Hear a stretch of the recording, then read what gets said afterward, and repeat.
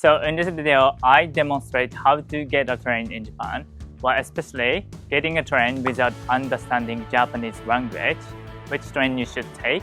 In addition, things we Japanese care about when we get a train. So all information you should know before taking a train in Japan is covered. So after watching this video, you can confidently take a train in Japan like we Japanese do. Alright, let's go. When taking a train in Japan, the first thing you should do is find the way to reach your destination. In that case, the best app you should use is Google Maps. Alright, so this time as example, we are going to Shibuya Station to see Shibuya Scramble Crossing.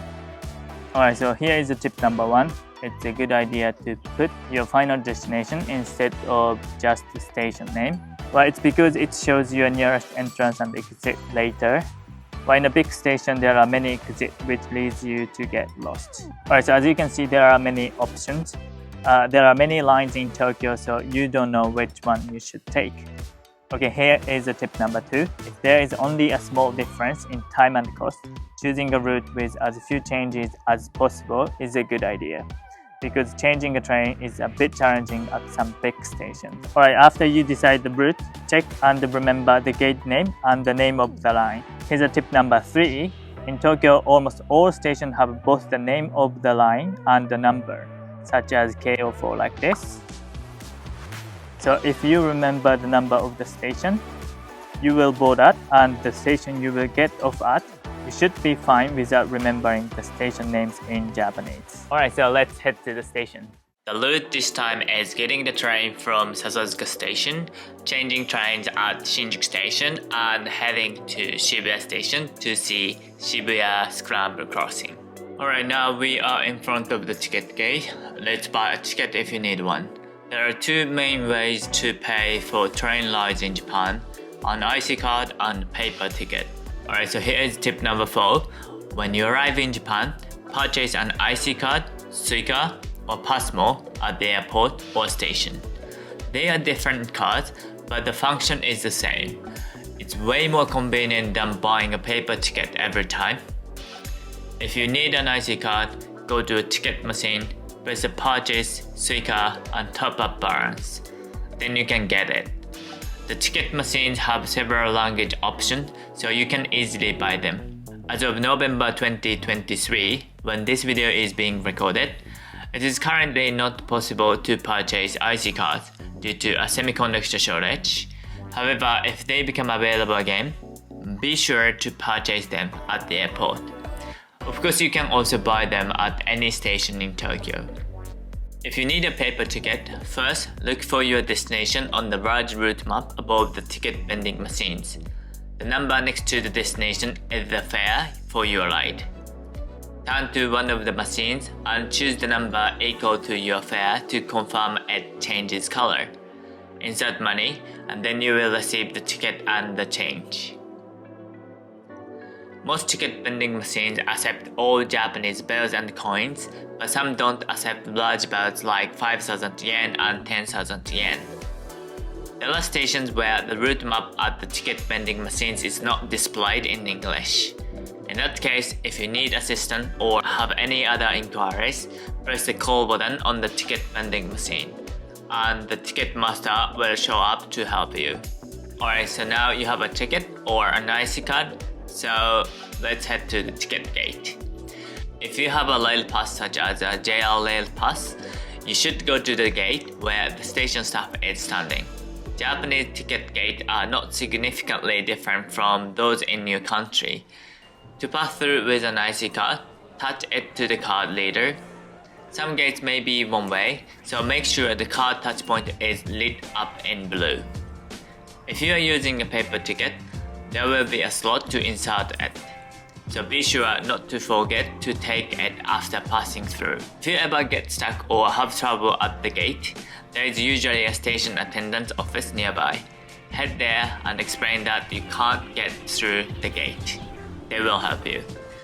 After you go through the ticket gate, you need to find the right platform for your destination. Open Google Maps again and check the name of the line, platform number, and destination.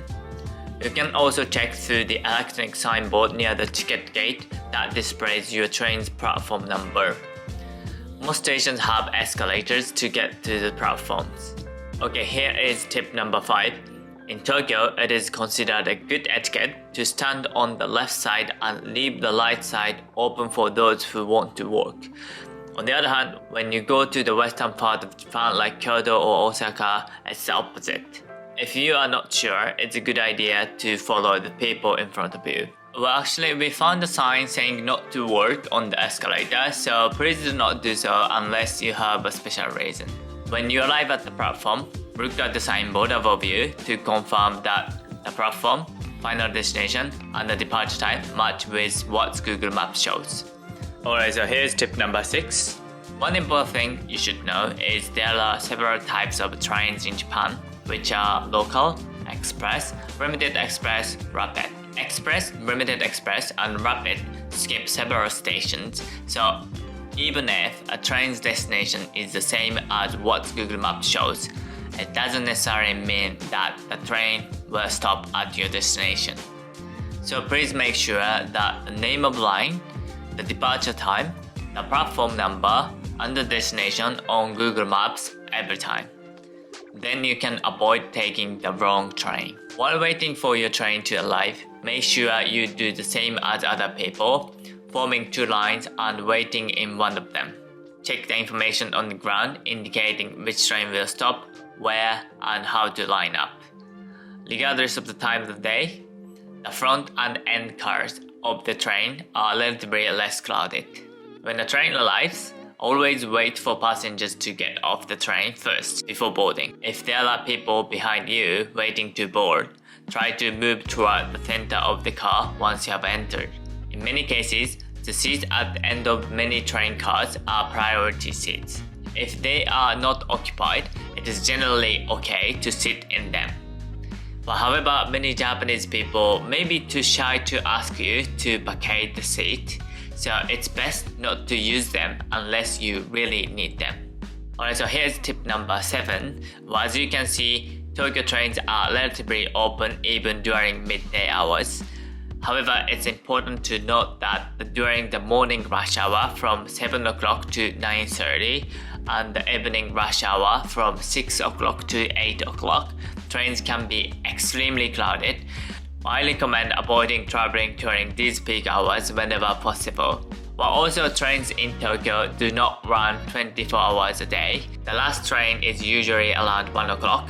Taxi is especially expensive in Japan, so be careful when going out at night. Changing trains in Tokyo is relatively easy, but stations like Shibuya, Shinjuku, and Tokyo are known for their size and can make changing a bit challenging. When changing trains, exit the train and look for signs indicating the platform for your next train. Here's tip number 8. Typically, information about lines and platforms is displayed in white. Once you have found the sign for your intended line, follow the arrows in the direction. If you are changing to a line operated by a different company, please be aware that you may need to exit through the ticket gate and re-enter, so pay attention to signs and guidance. Before going through the ticket gate or onto the platform, double check that you are on the correct route for your change, and once you board the train, you have successfully completed your transfer.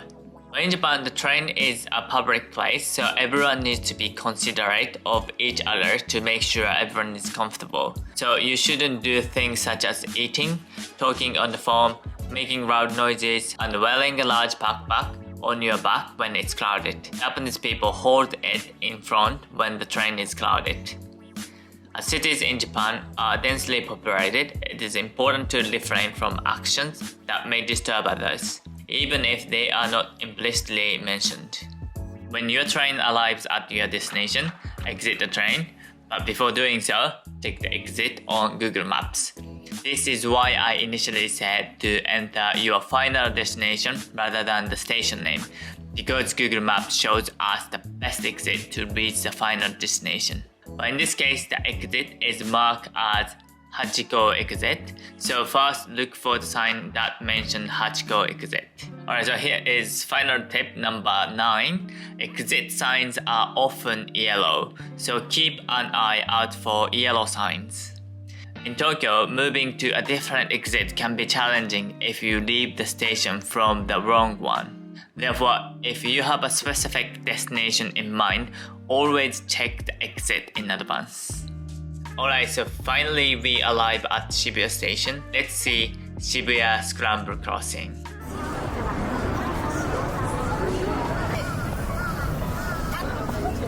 Alright, so now you know all information about taking a train in Japan.